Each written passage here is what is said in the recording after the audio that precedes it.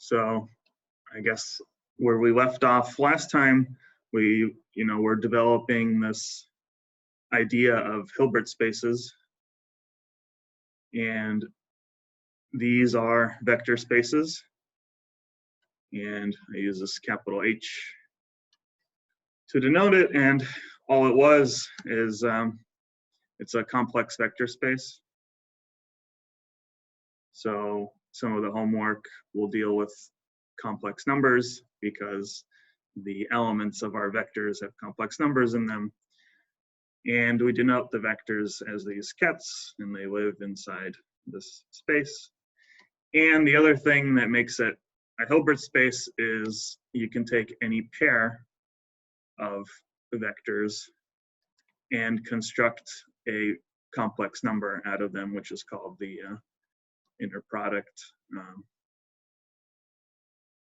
It's like the dot product for real vectors, but it's got this extra feature that it's linear in this component. If you take a linear combination, this distributes over it, but it's anti-linear in this component. So just to remind you, it's linear here and anti-linear, which means when you multiply stuff by a constant, when you pull out the constant, the constant comes out as its complex conjugate. So it's anti-linear over here in this argument. And that's sort of where we were at. Then we just derived various consequences of this space. One is for, well, at least for now, for a finite dimensional space, we could always construct a basis. We can always find a basis of vectors. This is like the x hat, y hat, and z hat for real vector spaces, or construct a set of basis vectors from which you can write any vector in the space as just a sum over those basis vectors with some complex coefficients. And of course, these, you can always have them satisfy orthonormality. It can be orthonormal, where the inner product is either 1 or 0 if you dot them into themselves. And we sort of, from there, you can also define a kind of a norm for any vector. Any vector in the Hilbert space has a certain size, and the size is just going to be the square root of the vector inner product with itself. And we showed last time that this is always greater than or equal to 0. And if it's 0, then you just get the null vector back. If you ever find that the magnitude of your vector is 0, then phi is just the 0 vector. It's like a vector with all 0 entries. So that's kind of where we were. And now I wanted to prove another property for you, which is the Cauchy-Schwartz inequality. This is an important inequality that is often used to derive various bounds. It's a little bit related to, you can see it'll be useful when proving things like uncertainty relations. But it states that for any chi phi in your Hilbert space, you have this, the following inequality, that if you dot chi into phi, right, and you take the magnitude squared, that's always less than or equal to the vectors dotted into themselves, like that. There's an equivalent thing for real vector spaces, of course, and that'll, again, so this is, maybe I'll do red for morally, like this is like saying a dot b squared is less than or equal to a dot a. times b dot b. Kind of, the moral equivalent for real vector spaces. So let's prove it. And this will be illustrative of how you do it. Often what you want to do is you want to construct a linear combination of the two vectors that you're interested in. And then you, through a clever choice of the linear combination, you get the proof that you want. So what do we know to start the proof? Well, we know property 2. So somehow we're going to try to use sort of property 2 to get at property 3. And what you want to do is you look at a linear combination. You take phi and you subtract off lambda chi. And lambda is arbitrary here. It's a constant, complex constant, and we'll choose it in a nice way later. But what you want to do is you want to use this property that we know already. So we would just take the inner product, right? We would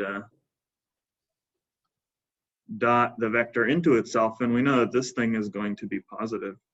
So, and of course, this lets us practice, the whole linearity, anti-linearity business. So we distribute this, you get phi, and it's straightforward. Now, we could get this, this term, when we multiply those things out, that's the minus signs will, multiply each other, get a plus sign. But remember, when this is antilinear, remember the antilinear business? So when this comes out, you get a lambda star, chi. And then when this comes out, you just get a lambda. So I'm just going to put it out here. So I'll shift it over later. But again, this is important that it's the lambda star that comes out. And then, of course, you get the cross terms. This is the one where the lambda star came out. Chi now dotted into phi. And then you get the minus lambda phi dotted into chi. Good. Questions so far? And then what you want to do is you want a clever choice of lambda. And so the whole point is that this is greater than or equal to 0. And so we want to choose a lambda such that this greater than or equal to 0 eventually somehow becomes this. So if we look at what do we need here, we need chi times phi somehow. And so there's a phi over here and a chi over here, and we need these guys to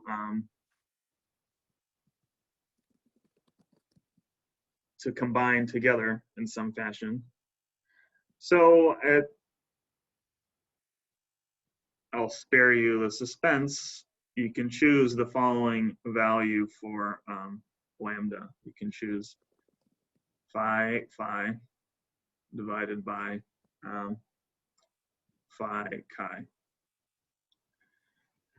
And that's generally a complex number. Phi, of course, is positive, but phi dotted into chi, that's just some inner product. That could be a complex number.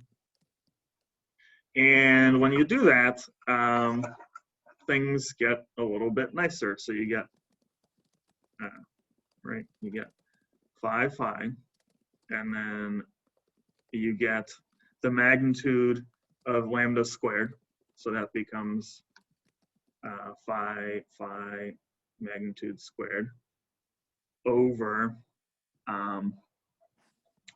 the magnitude of this inner product squared. And a nice way to write that would be phi chi, right, times its complex conjugate. And when you take the complex conjugate, you just flip the chi and the phi around. And then this becomes chi up here. Here we get phi over chi. Phi, that's the complex conjugate. We flip the phi and the chi for complex conjugate. And see, that's nice because it cancels. The point is that, it will cancel these cross terms in a nice way. And this becomes phi phi, and this is phi chi, right? Divided by phi chi. Okay, so a bunch of stuff cancels. This cancels this. This, what else? These start combining, right? I can take this phi and cancel it with this one. So all we're left with is just a minus phi phi. So that's nice. And then of course, all of this is greater than or equal to 0. So then,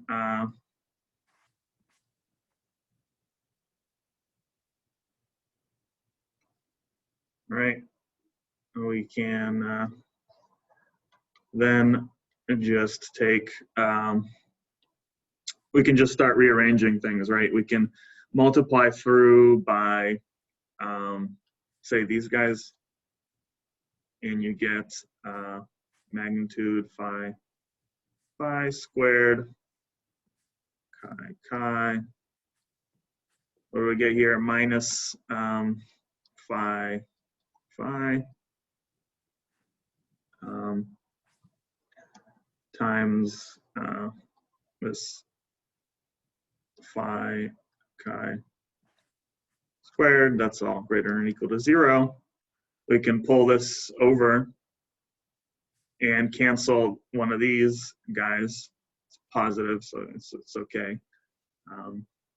And what we get is phi phi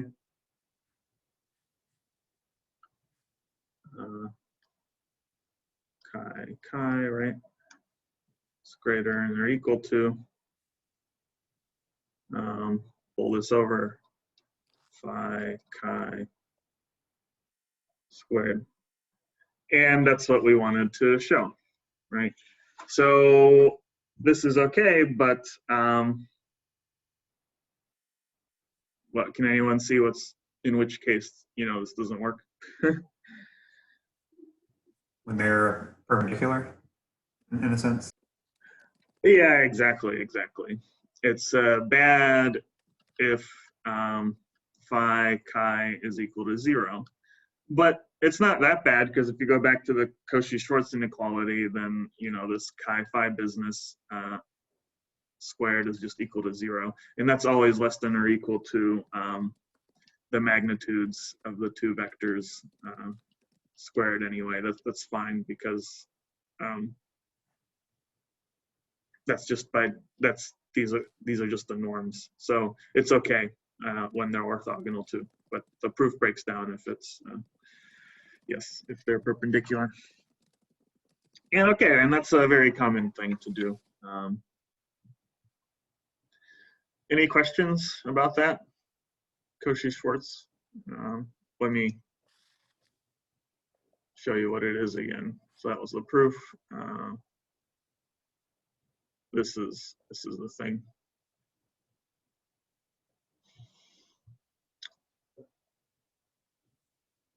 Okay, we good?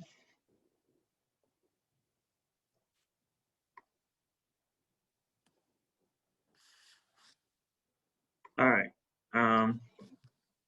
So I wanted to mention this idea. So we've been kind of using this notation, right, for inner products, where we say we take these two vectors, we dot them together, and we get a complex number. It's not obvious that you can use. It's not obvious that the things over here are similar to the things over here. That the bras. Sorry, this is called a bra. The one that is over here on the left. This is a ket. It's really not obvious that the set of kets is the same as the set of bras, and the proof of that, it's kind of a deep theorem in the mathematics of Hilbert spaces. It's called the Riesz representation theorem,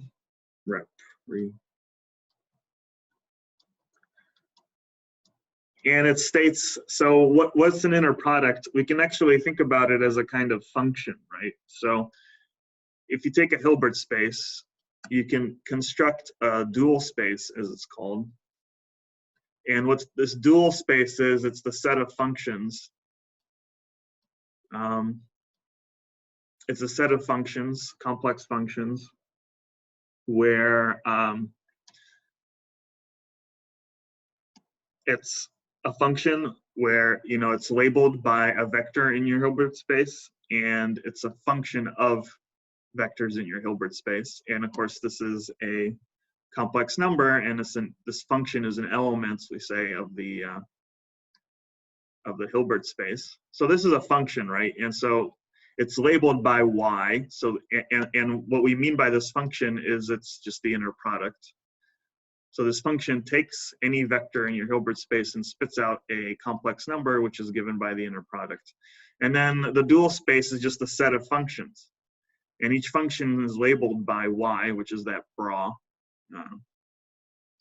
This guy, that's the label of the function. And so this is where you'd have to start, because that's what the inner product is. It takes any vector, right, in your space and maps it to a complex number. So you can think about the whole inner product business as being a kind of function where, you know, the function depends on, what, of course, what you dot your vector into, but that's just like a label. And then the question is this space the same as this space? Is the space of your original vectors isomorphic? Is there like a one-to-one and, you know, onto mapping? Is there, you know, a connection between this space and this space? And, you know, the whole point of that theorem is that the answer is yes. And there's as many bras as there are kets, and that there's a mapping in this way. And so now we're just going to kind of use bras and kets interchangeably, and we're going to think about, you know, this and this as being just two different kinds of vectors, like essentially transposes of, you know, or complex conjugates of each other. But it's not obvious actually that that's true, and there's a whole mathematical theorem associated with proving that you can do that. But that's the last thing I wanted to say about Hilbert spaces and vectors. And now we're going to move on to operators.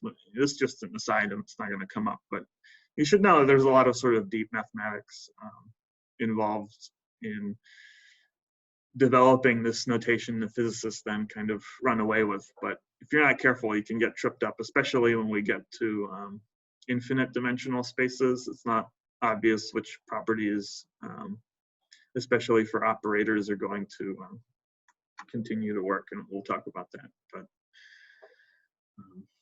even proving that the bras and kets are the same, which they always are for, even in our case, for infinite dimensional things, for finite dimensional, they'll always be the same, but it's not a trivial fact. It's a sort of deep property of Hilbert spaces. Any questions? All right, I'll clear this. This is more or less an aside. So the important thing for us will be, of course, operators. So again, we haven't connected any of this to any physics. We've just been developing some math. And the point is that when you have a system, some system, whatever it is, an atom, a particle, the system, everything we can sort of understand about it is described again by one of these vectors. But then in order to actually find out anything about the system, we have to measure something about it. We have to like measure the particle position or measure the energy of the system. And so when you measure things, you will perturb generally the state of the system. And so you'll generally transform it in some fashion. And so what you need is, in order to understand how to measure things, we need operators. Measurements in quantum mechanics are described by operators. Or if you want, well, I guess I'll have that color code. If you want, it's, well, from, linear algebra land, it's matrices. So what are they? So they're operators. We're going to think about linear operators. And we'll just denote them by A. Those are the only kind we'll ever really consider as linear ones. And they're some operator that, if you act on it on some linear combination of our vectors, it distributes, and you get that, this is A acting on phi plus lambda A acting on chi. And these, of course, are also in the Hilbert space. So it's just some operation, and that's why it's called an operator. It takes your vector, transforms it to another vector, and it distributes over linear combinations. It's just the same as matrix multiplication. If you want the moral thing, it's, A acting on some vectors is A acting on this vector plus A and the W. Same deal, except now it's in this complex space. And of course, remember we had a basis, so we can use our basis to describe these operators. And in that case, you would just expand out any vector. And so again, if you take some phi in terms of this basis, which is, some Cn M, and we sum over all the M's, right? Some basis decomposition, then if you look at what this is,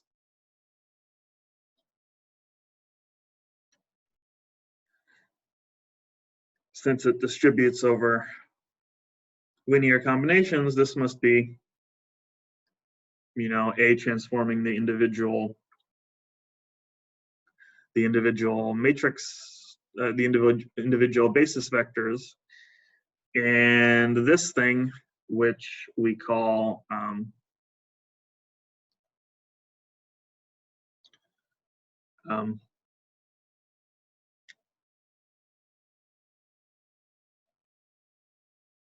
let's see. So we can write this alternatively as so in principle, let's see, how can I write this in a nice way? So, okay, let me just continue here. So we can denote this as, so this in and of itself, you can use the basis again, right? So this is what we know, but we can just use the basis again to rewrite whatever this is in terms of some new coefficients. Let me do it that way. Now I'm going to say change my dummy variable to n, and then call these d sub n, some other coefficients, and now I'm just going to expand an n.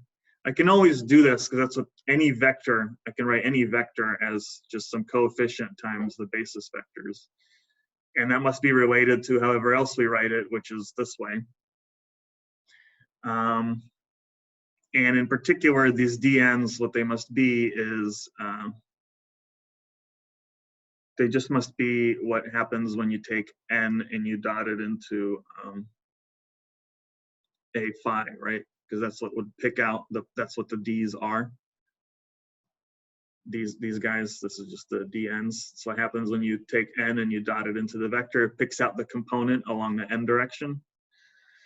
So then these dn's, what they must be, again, is n dotted into a phi. And I can write that in the following way. I can now use this. I can write that right as m is equal to 1 to n of some cm a n m. Right, if I just use this. And these are the matrix elements.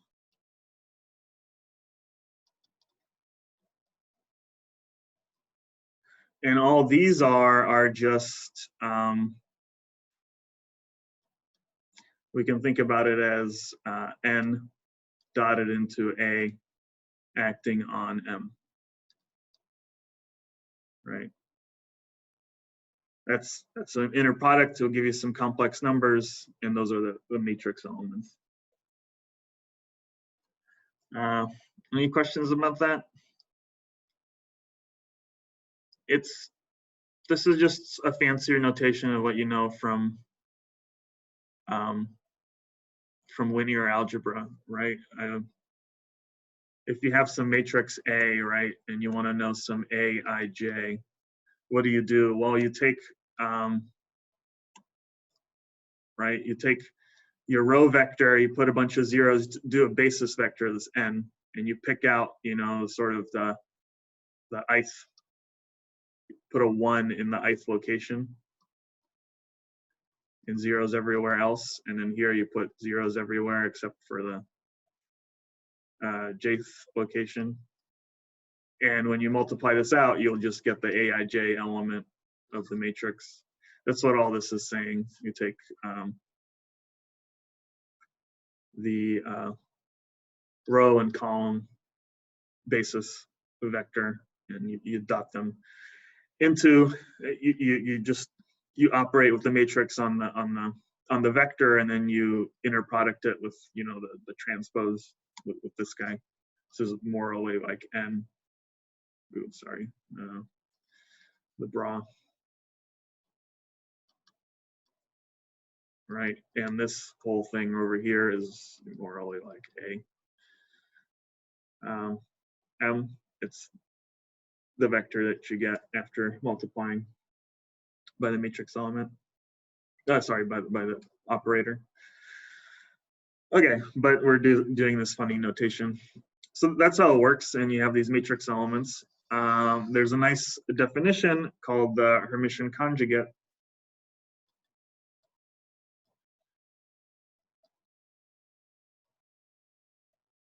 A dagger.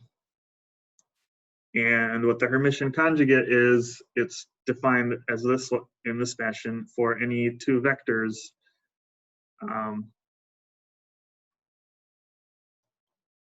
the daggered operator is equivalent to taking A and acting it on the left, and then dotting that into phi.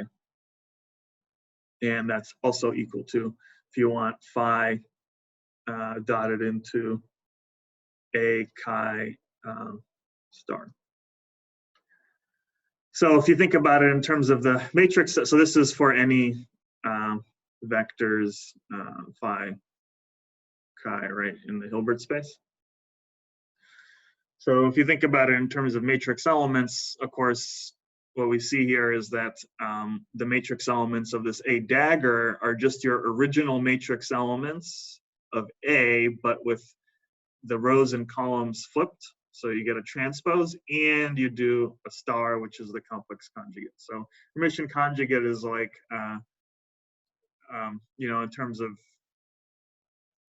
linear algebra stuff, it's like the transpose plus complex conjugate.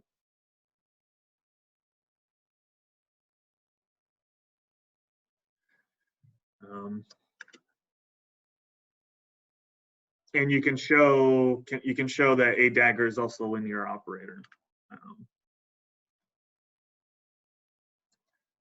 So in particular, here are these other properties. You can show that this is linear, you can just do it as a proof using this definition. You would just take a dagger and using this definition, see what happens when you apply it to a linear combination, and then from the linearity of A, you'll end up getting that a dagger is also linear.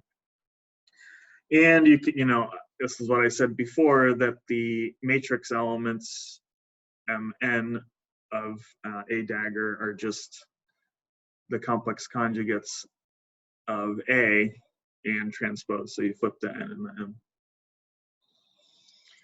Okay, so that's a valuable thing. The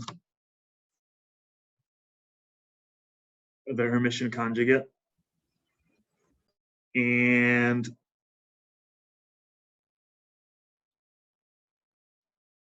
so it's important because we'll be interested in Hermitian matrices. And those, so any questions though? So this is just how you define the Hermitian conjugate. So I can clear this, I guess, right? Does A have to be Hermitian? Does A have to be Hermitian here? No, this is just how you define, if you have any A, how you define an A dagger. Okay. Yeah.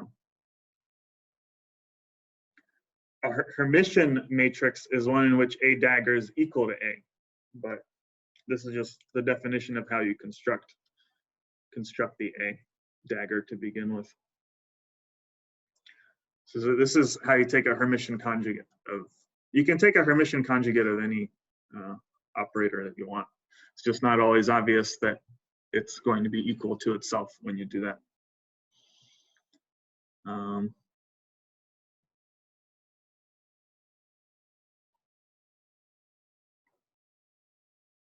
Okay, so yeah, let's talk about that now.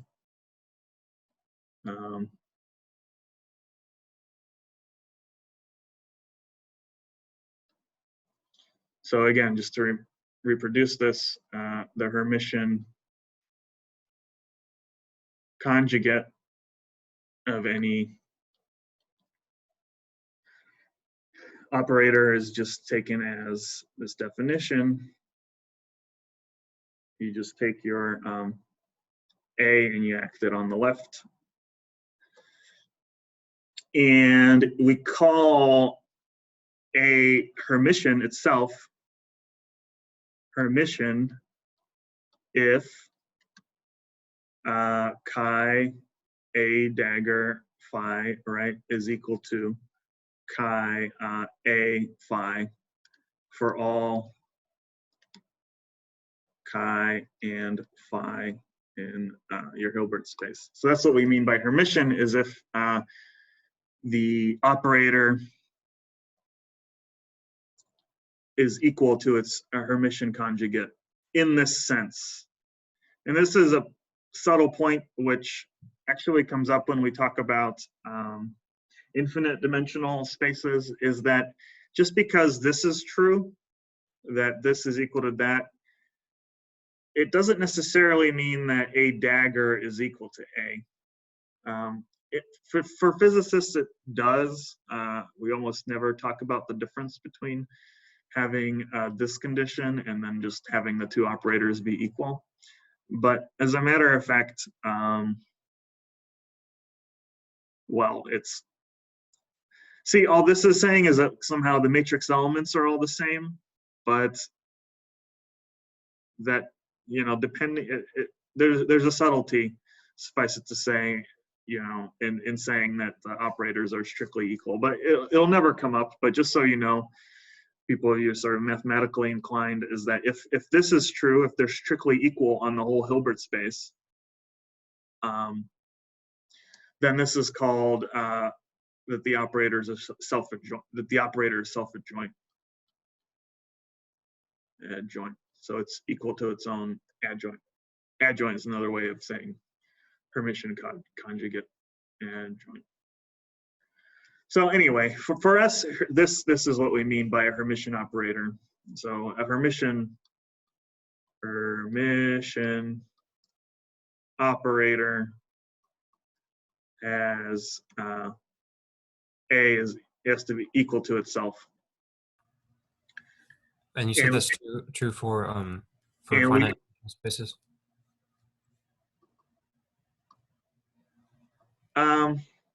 I believe so. I believe the only counterexamples where it's not true are for infinite dimensional ones, but I'm not sure. I just know that technically speaking, this kind of definition, which is how we defined the Hermitian conjugate to begin with, it's not obvious. Oh, sorry, it's not obvious that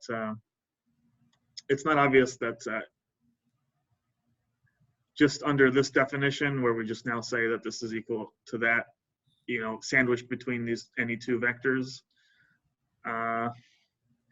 It's not. I don't think it's strictly speaking obvious that the two operators are equal there, because there could be some weird issues with the domain on which A operates.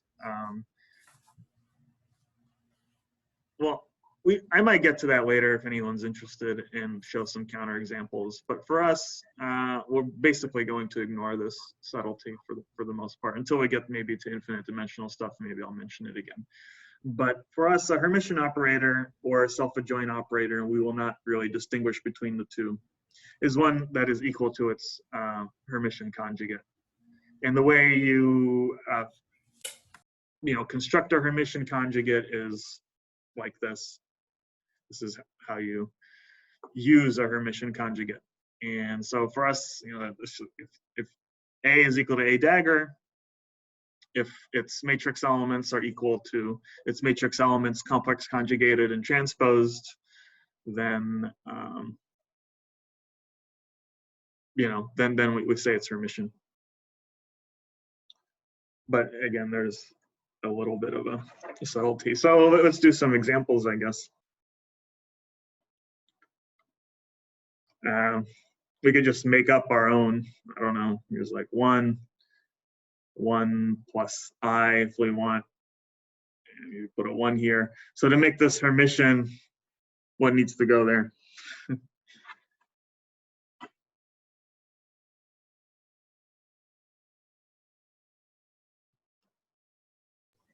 One minus I. Yeah, it should be 1 minus I, right? Yeah, exactly. You put the complex conjugate because the transposes, the mirror images across the diagonal, they have to be complex conjugates of each other. Also, you can't have anything in here that's imaginary, because then for a Hermitian thing, right, the matrix element, the diagonal matrix element has to be equal to its own, so this means it has to be real, right? Right, if you have two numbers and they have to be, if it's equal to its own complex conjugate, then B has to be 0, so it has to be real. That's the only way that you can have that happen. So diagonal elements are real. The off-diagonal elements have to be complex conjugates of each other. Okay. So that's important. Hermitian operators. More questions?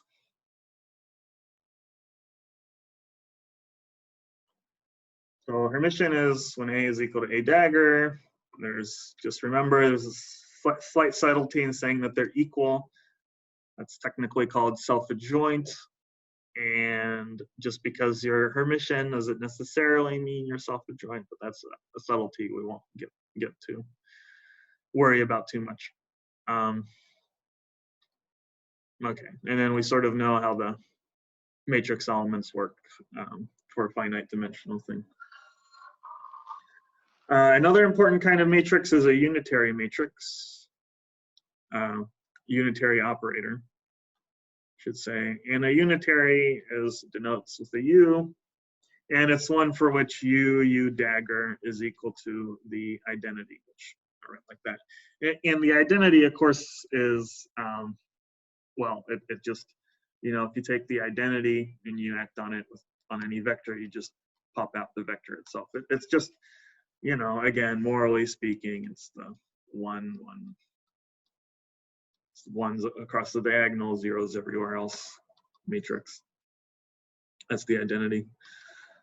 Actually, it's the same. Well, it is that for a Hilbert space too.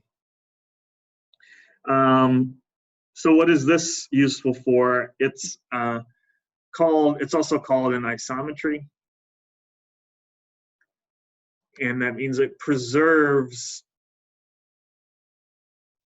norms, the sizes of things. It preserves the sizes of vectors. I mean, if you act on this vector with u, then you get back out a vector that's the same size. So you can actually show that it's a necessary and sufficient condition. So having u dagger is equal to I, that's sort of equivalent to having that u acting on any vector phi, which, you know, we can write u phi dotted into u phi, that is equal to phi is equal to phi squared. So it preserves the norms, preserves the sizes of vectors. You can think about it, you know, in terms of say some 2D vector in the 2D plane. You can imagine taking some v. So what would a unitary transformation correspond to? What would you do to this vector? The moral equivalent. Sorry? About the z. You could rotate it about the z-axis. Exactly, yeah. You could, for instance, take it and rotate it by some angle, theta, over here, right? That would correspond to a unitary transformation because you're not changing the size of the vector. Yeah, exactly. And these things are useful because they are basically like rotations. You can use them to construct different bases. You can use them to create new orthonormal bases m prime from your original ones that you had m. It's kind of like rotating coordinate systems, right? You take like your XYZ coordinate system and you rotate it and you get a new set of x prime, y prime, z prime that you can use as a new basis for constructing vectors if you wanted. And it's useful because, you know, you might want to adapt your coordinates depending on what's going on physically. So it's the same idea here, but for this complex space.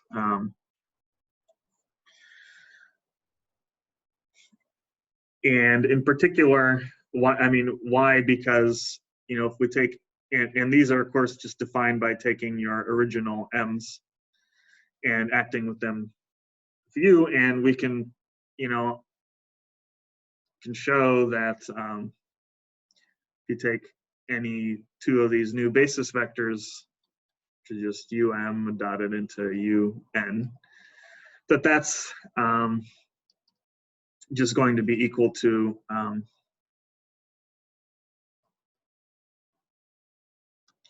your orthonormal condition for the basis vectors. And you can even figure out for a phi that's written as a linear combination of your original basis vectors. Yeah. Then if you want to write it in your new basis, you would have a new C prime for your new basis. And that would just be, right, you would take your n primes and you dot them into your phi. That's what those coefficients are. And that's nothing but un dotted into phi. And that's just, now we can use the Hermitian thing, right? By definition of the Hermitian conjugate, this must be equal to n U dagger phi. And this is sum from 1 to n of the matrix elements of U dagger and M C M. That's just the definition of how the matrix would act on these phi's if phi is given by this. So the point is your new coefficients are just linear combinations of your old coefficients with the Hermitian conjugate of your unitary as the connecting piece between the two. You can, of course, also do new matrix elements for some other operators, right?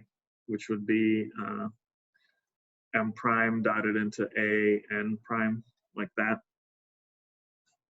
And you can go through the whole, you'll be practicing some of this kind of stuff on the homework. Maybe not so much this one, but the next one especially.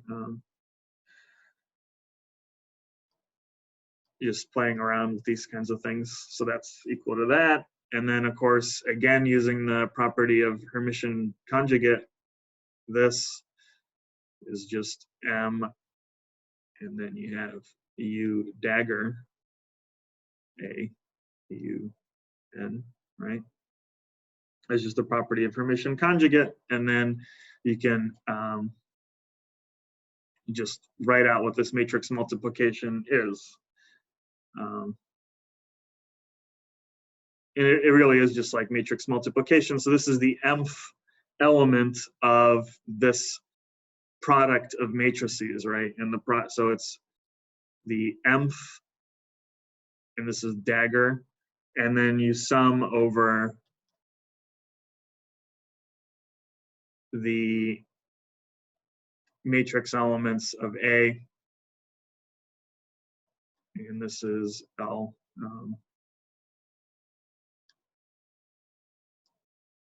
And right, it's basically, it's just the matrix elements of this guy, which is 3 operators multiplied together. And so that's just, it's just this, it's the mnth matrix element of this product of matrices. So when you have the product of them, you sum over the internal indices. So that's what it is in the new basis. Your new matrix elements are just linear combinations of the old matrix elements multiplied by U dagger U on the outside. So that's kind of, that's how the unitary transformations work in a sense. This is how you transform from one basis to another basis using a unitary transformation. Any unitary will give you a new basis, and you can construct your states and operators using this new basis instead if you wanted. That will come up a lot. But any questions about that? Just this kind of manipulation. We'll do this kind of manipulation over and over again, but again, the idea is that when you have something like this, if you want to pull the operator over to the other side, what you want to do is use the definition of Hermitian conjugate, if you want to do that. If you go back to how I define it, you'll see that it lets you pull matrices around from bras to kets by just putting in a dagger.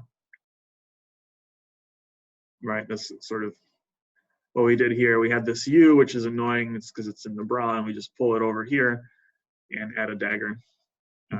That's kind of the practical way, and it just comes from a definition of Hermitian conjugate. Doesn't mean that the operator is Hermitian. That's an important point. In fact, unitaries are not Hermitian. So.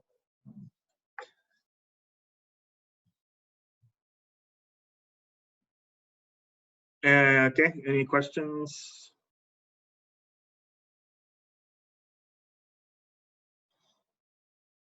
No? Okay, so let me, I haven't really proven this part. And in fact, you can prove something more general that so we want to prove, in fact, that if you take any two vectors like this, that the unitary transformation preserves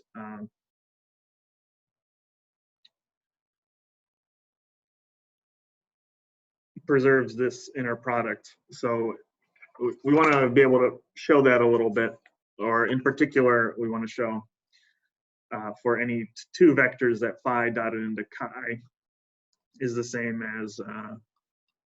So we want to show this basically. So how do we do that? It's similar to Cauchy-Schwartz. Again, it's this trick of using a linear combination. So we want to prove this, and we want to use properties. We want to use the definition of unitarity. Actually, it should be obvious that this is sort of true, right? Because we can pull this u over here, and then it's phi u dagger u phi. And if you take the dagger of both sides, what happens is this just becomes, let's see, what do I want to do here? No, this is okay. Let's see.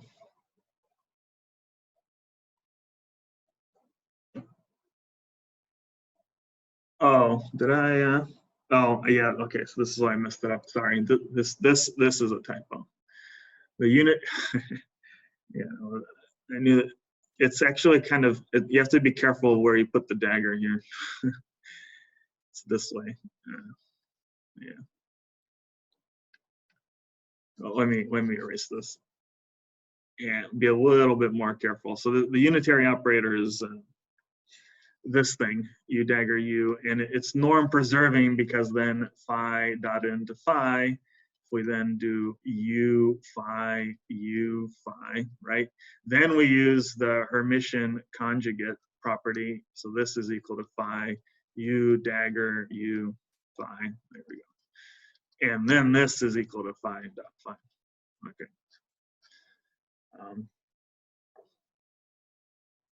That usually doesn't come up because it doesn't, but you have to be careful about the order. So this is the definition. You might think about under what conditions u dagger is equal to u dagger u is equal to 1. But yeah, this is more proper way. Everything else is fine. I'm just doing this a little bit sloppily. Okay, so we have that property, which we now sort of more or less proved just using the Hermitian conjugate idea. And now I want to prove that it also means that it preserves this kind of thing, which is arbitrary inner products, not just like the norm. So I'm going to try to do that now. Any questions though?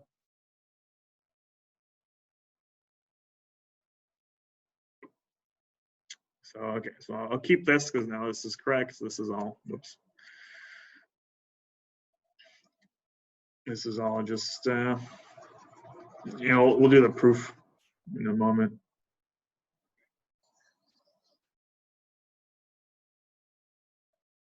All right, so let's do this proof.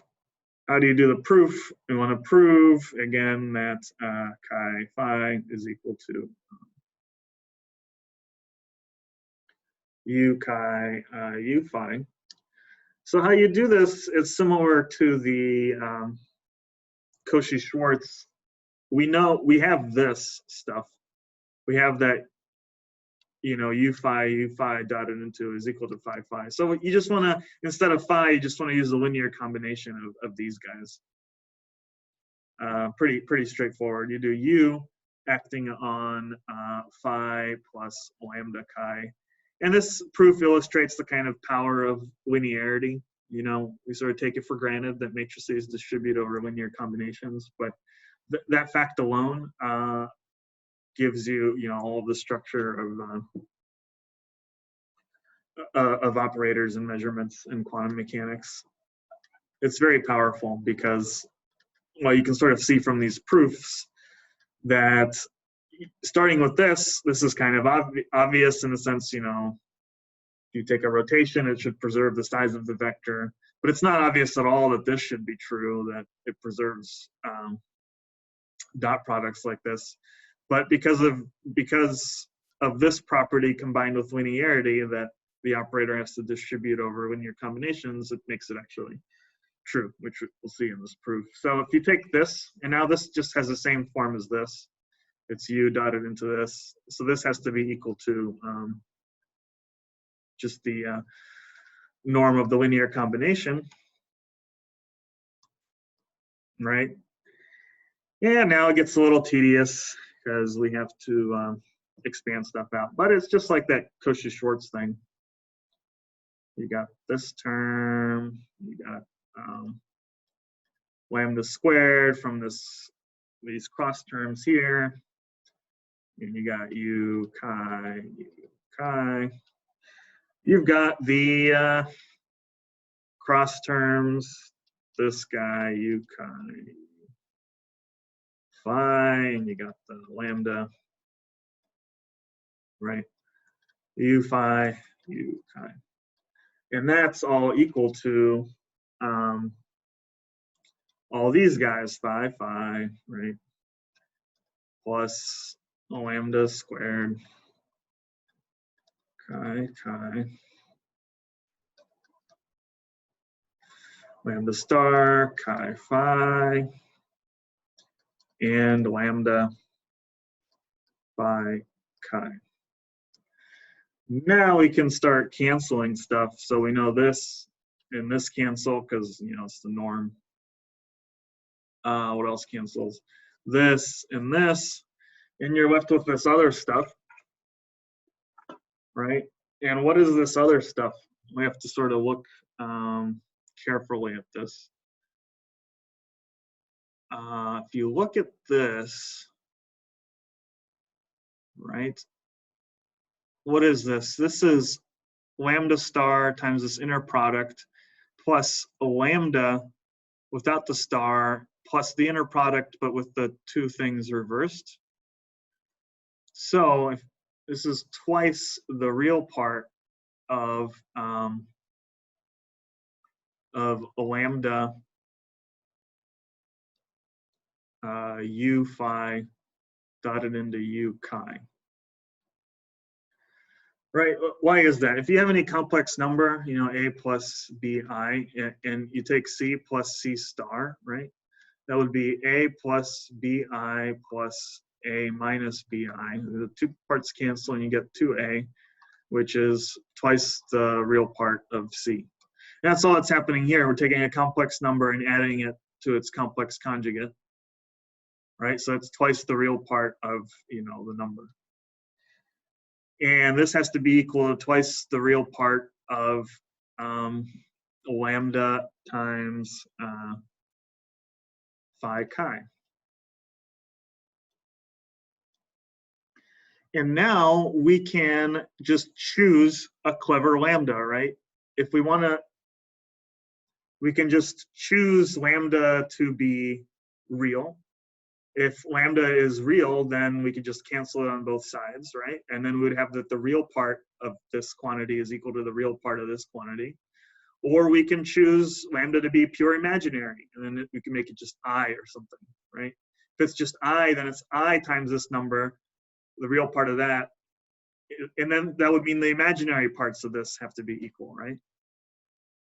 So since lambda is arbitrary, then we can just choose it to be either 1 or I. And then that proves that the real and imaginary parts of these two quantities have to be the same, right? The twos cancel, of course. And since that's true, then they have to be equal. They're just complex numbers. So we've now proven that the unitary also preserves arbitrary inner products, which, well, it's not so obvious, I don't think. And you see it's this interplay between the property that you started with, unitarity, and the fact that your operator is linear is very important. That it distributes over arbitrary linear combinations. It gives you lots more properties than you would have initially expected for your operators. And this is often how these proofs go. Any questions though about that? Yeah, after the lambda arbitrary, what is that symbol right there in the bracket? You have the chi, and then before that you have what? What is that? Like a plus? Oh the no, phi. okay, never mind. Phi. That's what I thought. Yeah, just the phi. If lambda can be 1 or I, then why was that real part necessary? Like in the equality? Well, because that's what we showed. So we got to here. So we started here, then we got to here. Step 3 is, that's what this implies. This is the real part, twice the real part of this quantity. And this is twice the real part of this quantity. It's just the next step. I mean, that's what this equation is telling you. This is equal to twice the real part of lambda f u phi u chi.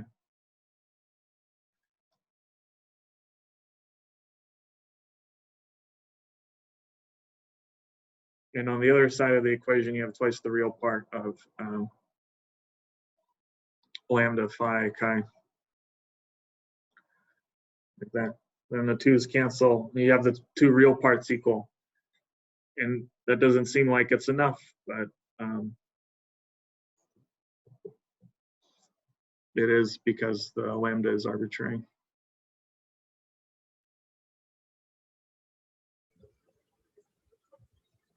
Can't we like also say that the 2 imaginary parts are equal?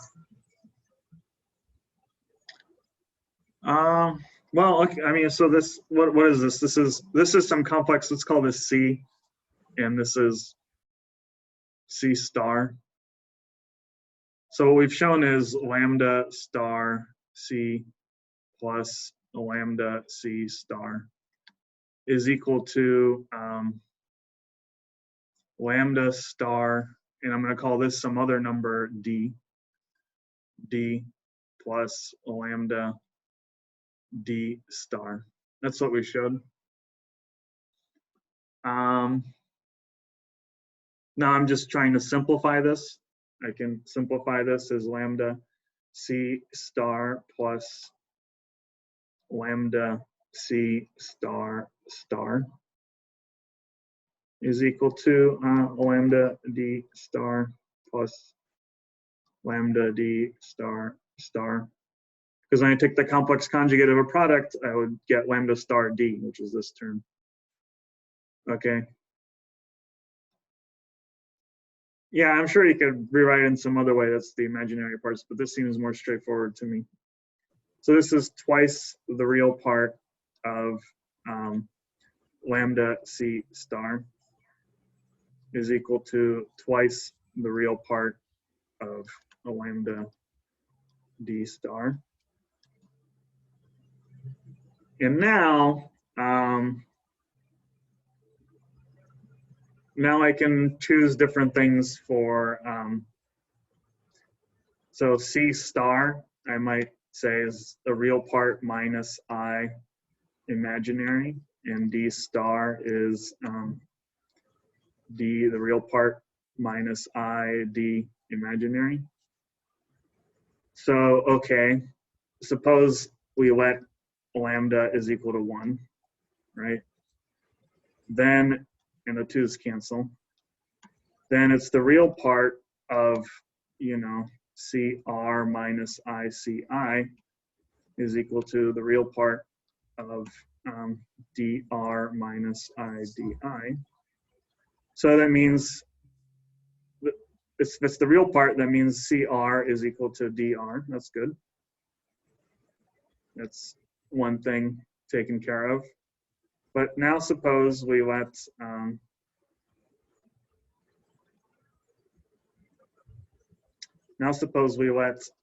lambda is equal to I. Then what do we get? Well, then what we get is get the real part of I times CR plus CI, right? Because that's lambda times C star. I times CR minus I times I is plus I, so it's plus like that. And over here we get the real part of I dr plus di. If we take the real part, and this doesn't matter because that's imaginary, we get that Ci is equal to di. So the real and imaginary parts are the same, and we can conclude that the two complex numbers now are the same. C is equal to D. That's the conclusion, and that's the same. That's what this is. C is equal to D. We have to be very careful. It's not.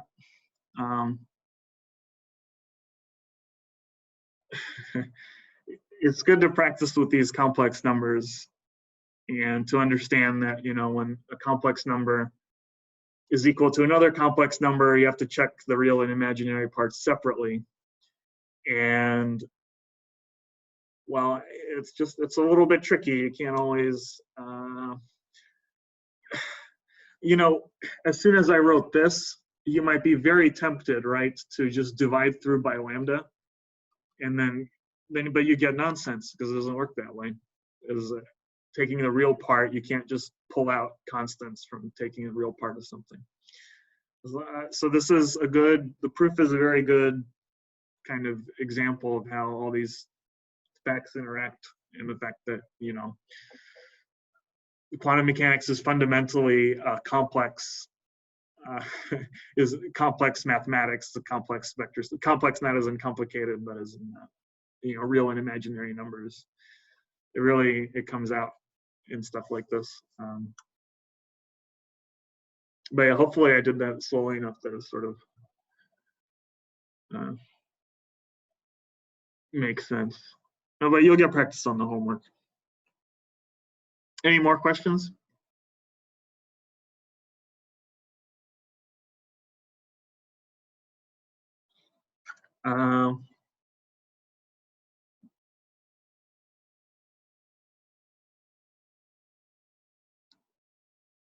Okay.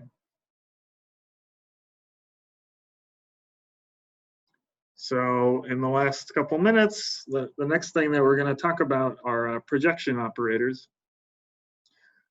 So just to summarize, what we have so far are the Hermitian operators, which are ones that satisfy this.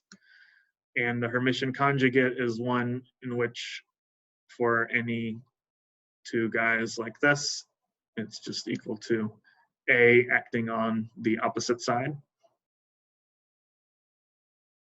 That's what we mean by that. And so Hermitian is also, from this point of view, of course,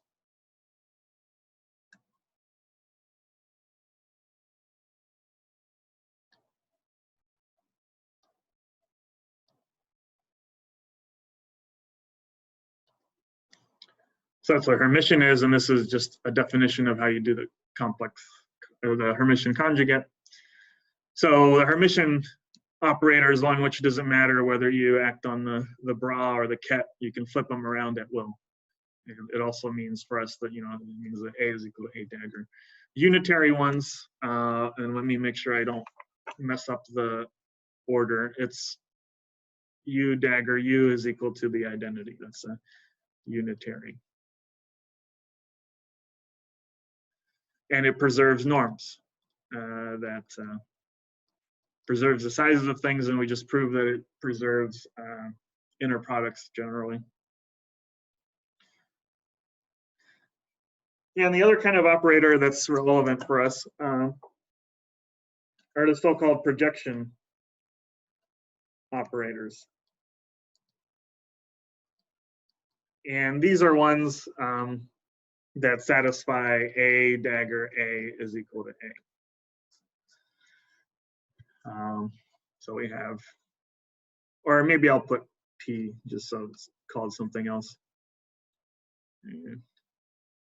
But these I called A, I guess. So this is P dagger P is equal to P. That's a projection operator. And what it does is they're useful for when you have subspaces. So if you have your Hilbert space, right, and it's some space of vectors, sometimes you have inside this Hilbert space another space, H1 say, that's its own Hilbert space.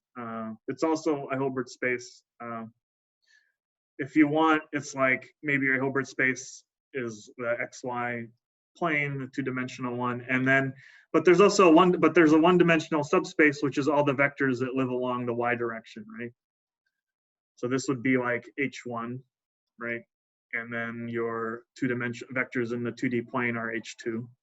And you want to be able to take any vector, right, in your H2, and you want to be able to project it down onto the subspace along Y. So it's just like a projection onto an axis. That's why it's called a projection operator. It generalizes this idea that we understand in linear algebra of projecting vectors onto an axis. If you have a 3D thing, you know, you can have XYZ plane, and you can have a vector in here, right, where XYZ, and then you might want to project it onto the XY plane, right? And so you just want an operator that takes any vector in your XYZ and projects it onto, say, the XY plane. That's what projection operator basically does. So if you have, oh, so I'm running out of time, but that's what we'll do next time, is we'll just build a complex vector space generalization of just projecting vectors onto subspaces, onto, you know, another Hilbert space that lives inside the bigger one.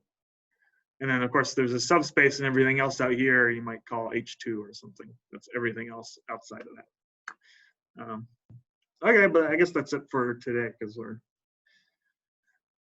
any more questions about stuff? We'll finish projection operators on Tuesday, I guess, and that'll be enough to do the whole homework. You can already do most of it.